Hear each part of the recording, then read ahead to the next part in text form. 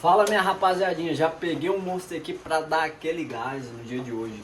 Pessoal, quero trocar uma ideia com vocês aqui sobre critério de entrada, certo? Como que a gente entra numa operação de forma profissional? Popularmente, universalmente, a gente possui 4 tipos de perguntas que são: aonde os preços estão, qual é a minha zona de interesse, como está sendo a busca pela minha zona de interesse e como o preço está reagindo à minha zona de interesse. Qual delas eu utilizo? Rapaziada, desculpa aí que acabou a luz aqui, o bagulho tá louco. Vamos lá. Quais são as perguntas que eu utilizo, né? Aonde os preços estão, qual é a minha região de interesse, como está sendo a busca pela minha região de interesse, como o preço está reagindo à minha zona de interesse. Qual dessas 4 perguntas eu utilizo? Depende. Por quê? Geralmente eu posso utilizar, a maioria das vezes eu vou utilizar 3, que são as primordiais para uma análise profissional. Não tem como você ter uma análise profissional sem essas 3 perguntas. As 3 primeiras perguntas: aonde os preços estão, qual é a minha região de interesse e como está sendo a busca pela minha região de interesse. Se você não tem essas 3 perguntas, você não tem uma análise profissional. Já a 4ª e última pergunta eu utilizo dependendo do contexto. Por quê? Aliás, existe uma máxima que eu carrego comigo, que foi impactante, marcante na minha jornada no mercado financeiro, que o mercado ele não é pontual, o mercado ele é contextual. Ou seja, sempre vai existir um cenário que o mercado vai exigir da gente um certo jogo de cintura para a gente poder se adaptar àquele determinado cenário, beleza?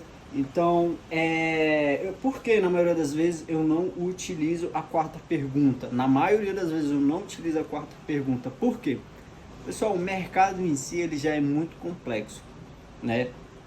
A gente tem que facilitar ao máximo a nossa tomada de decisões.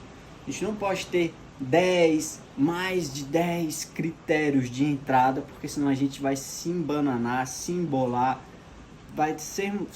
vamos ser mais propícios a erros. Então, quanto maior for o nosso padronizacional da estratégia, quanto menos critérios a gente tiver, só os critérios mais essenciais, melhor pra gente, beleza? Então, por que eu não utilizo muito como o preço está reagindo à minha zona de interesse? Porque, pessoal, como eu já expliquei, é para facilitar minha tomada de decisão. Se eu tenho uma máxima como contexto, se eu tenho uma configuração como minha região de interesse, e se eu consigo analisar que o preço está buscando moderadamente, sem movimentos explosivos, sem instituição, sem os big players entrando contra a minha configuração, a minha região de interesse, cara, eu posso tranquilamente pegar no toque. Agora, se eu vejo que está tendo muita ineficiência, está tendo muitos gaps, muito imbalance, angulação extrema, aí eu não posso entrar sem a minha 4ª pergunta, que é como o preço vai reagir à minha região de interesse. Eu vou precisar que ele acumula, que ele manipule e que ele distribua para mim pegar um reteste de Fibonacci, para mim entrar aí nesse quesito, beleza? Então eu só quero deixar essas 4 perguntas com vocês aí. Eu, na maioria das vezes, vou utilizar somente as 3 primeiras. De brinde aqui para vocês, vou compartilhar aqui umas telas sobre exemplificando o que eu acabei de dizer. Pedaço do meu plano, aonde o preço está, o meu contexto, qual é a minha zona de interesse, minha configuração, como o preço está buscando a zona de interesse, é o meu filtro, e como o preço está reagindo ao tocar na zona de interesse, que vai ser o meu gatilho. Aqui no gráfico, a gente está no Bitcoin, a gente percebe que essa LTA aqui, essa resistência da LTA é o meu contexto macro, certo? De tendência, de fractais, de graus de movimento. E aqui a gente observa que o preço buscou com certa moderação lá no time frame maior.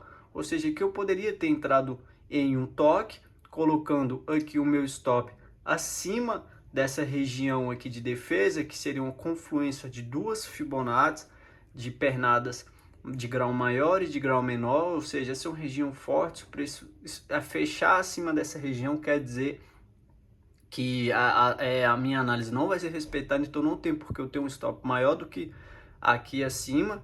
E o preço tocou na região, como não tinha força compradora suficiente, movimento explosivo comprador, ele respeitou. Em um cenário que aqui fosse de imbalance, gaps, angulação extrema, muita força compradora, aqui seria o contexto da quarta pergunta. Nesse cenário a gente não utilizaria, mas se precisássemos utilizar, como que ficaria? A gente esperava o preço confirmar aqui na tendência menor perder os últimos fundos, confirmar com pelo menos 2 fundos descendentes aí, a gente configurar aqui um padrão harmônico, né, desse bloco com alguma Fibonacci, e a gente entraria vendido com stop aqui na máxima, tendo em vista que o preço acabou fazendo essa confirmação de fundos descendentes, beleza? É isso aí, tamo junto. Rapaziada, e isso daí é o ouro do ouro, porque eu já cansei de ficar me descabelando em frente ao gráfico para saber se eu pego no toque, se eu espero confirmar. E o que vocês mais vão ver por aí são os falsos gurus dizendo que, pô, pega só quando confirmar para você ter maior assertividade, para você poder escalar ainda mais o seu ganho, pegar um stop pequenininho, um alvo grandão. Cara, isso não existe. Dependendo de como for a busca pelo seu ponto de interesse, nem oportunidade de reteste vai haver, porque o institucional vai se posicionar forte, porque não tem um big play, uma contraparte para parar ele. Um exemplo dessa terceira pergunta é a oferta e demanda. Quando o preço está buscando o nosso ponto de interesse com imbalance, com força, reto, subindo reto em um cenário de interesse vendedor, subindo reto, não vai ter contraparte, não vai ter contraparte suficiente para fazer com que aquele ativo volte, a não ser que seja o próprio big play, a própria instituição. Ele vai precisar acumular, vender e desfazer das suas posições. Cara, a gente pode entrar no tema da terceira pergunta, fazer milhares de vídeos a respeito, porque uma das perguntas que eu acredito demais serem importantes para uma análise profissional é como o preço está buscando o seu ponto de interesse, o seu ponto de contexto.